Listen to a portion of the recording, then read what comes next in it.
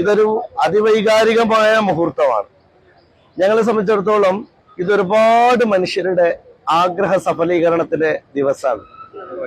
ഞങ്ങളുടെയൊക്കെ പ്രായമായ നേതാക്കന്മാർ ഒരുപാട് കാലം ഞങ്ങളുടെയൊക്കെ മുന്നേ കടന്നുപോയ ആളുകൾ അവരുടെയൊക്കെ ഒരു സ്വപ്ന സാഫല്യത്തിന്റെ ദിവസമാണ്. മനസ്സിലാക്കേണ്ട ഒരു കാര്യം, ഈ തെരഞ്ഞെടുപ്പ് വിജയം ഇത്ര കൃത്യതയോടെ 21 സീറ്റിൽ UDF ജയിച്ചിട്ടും എന്നിട്ടും എങ്ങനെ ഒരു കുതിരക്കച്ചവടം നടത്താമെന്ന് ആലോചിച്ച് ഒരാഴ്ച തലമുണ്ടാക്കിയവരാണ് ഇടതുപക്ഷം. എന്തൊരു സങ്കടകരമായ കാര്യമാണ്. ഇവർക്കിപ്പോഴും ഒരു തോൽവി ഉൾക്കൊള്ളാൻ കഴിയുന്നില്ല, അംഗീകരിക്കാൻ കഴിയുന്നില്ല.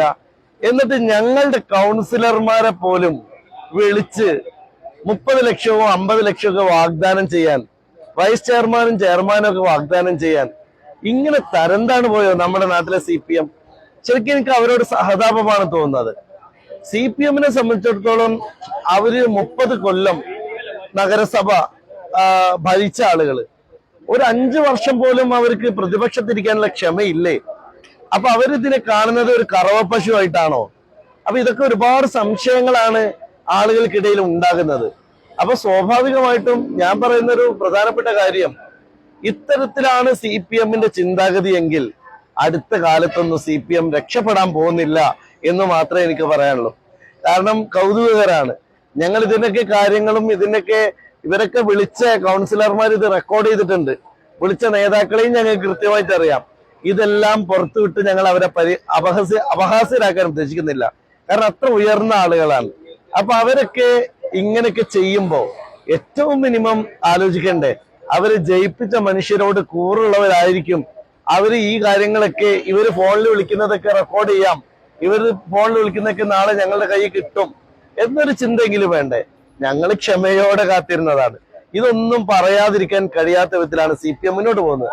പിന്നെ ഇപ്പോ CPM-ന്റെ ഓഫീസ് ആക്രമിക്കേണ്ട കാര്യം ഞങ്ങൾക്ക് എന്താ? ഞങ്ങൾ CPM-ന്റെ ഓഫീസ് സംരക്ഷണം കൊടുക്കും. അത് ഞങ്ങളുടെ കൂടി ഓഫീസാണ് ഇപ്പൊ. കാരണം അത്രയേറെ സഖാക്കൾ കൂടി വോട്ട് ചെയ്തിട്ടാണ് ഞങ്ങൾക്ക് ഈ വിജയം ഉണ്ടായത്. അതുകൊണ്ട് CPM-ന്റെ ഓഫീസ് ഇപ്പൊ ഈ CPM-ന്റെ യജമാനന്മാര് മാത്രമാണ്. സാധാരണക്കാരന്റെ ഓഫീസാണത്. ആ ഓഫീസ് സംരക്ഷിക്കുന്ന പണിയാണ് ഞങ്ങൾ എടുത്തത്. ഇനിയും അതേ തുടരുള്ളൂ. ഞങ്ങൾ മുസ്ലിം ലീഗിന്റെ ഓഫീസിന് എങ്ങനെ സംരക്ഷണം കൊടുക്കുവോ അതേപോലെ CPM-ന്റെ ഓഫീസ് സംരക്ഷിക്കപ്പെടണം എന്ന് ആഗ്രഹിക്കുന്നുണ്ട്.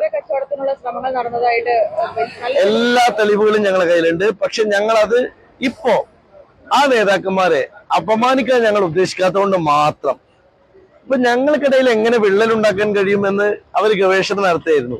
അപ്പൊ അവർ മനസ്സിലാക്കേണ്ടത് ഇത് ടീം UDF ആണ്.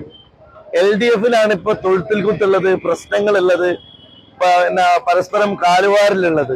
അതൊക്കെ UDF-ന് പഴങ്കഥയാണ്. അപ്പൊ അവരൊക്കെ മനസ്സിലാക്കേണ്ട കാര്യം, ഇനി ഞങ്ങളുടെ പ്രവർത്തകരുടെ നേരെ ഏതെങ്കിലും തരത്തിൽ അവർ തിരിയാണെങ്കിൽ മനസ്സിലാക്കുക, ഈ തരത്തിലുള്ള അക്രമം കൊണ്ട് അവർ കൂടുതൽ ജനങ്ങളിൽ ഒറ്റപ്പെടുകയുള്ളൂ. ഒന്നും അകലെയല്ല. ചില സ്വപ്നങ്ങൾ വൈകിയേക്കാം, പക്ഷേ അസാധ്യമല്ല. പുതിയൊരു തുടക്കം കരുതലോടെ. അത്യാധുനിക സാങ്കേതിക വിദ്യയും പ്രതീക്ഷയും വലിയ സ്വപ്നങ്ങളെ സാധ്യമാക്കും. ഞങ്ങൾ കൂടെയുണ്ട് നിങ്ങളുടെ കുഞ്ഞു വലിയ സ്വപ്നത്തിനായി.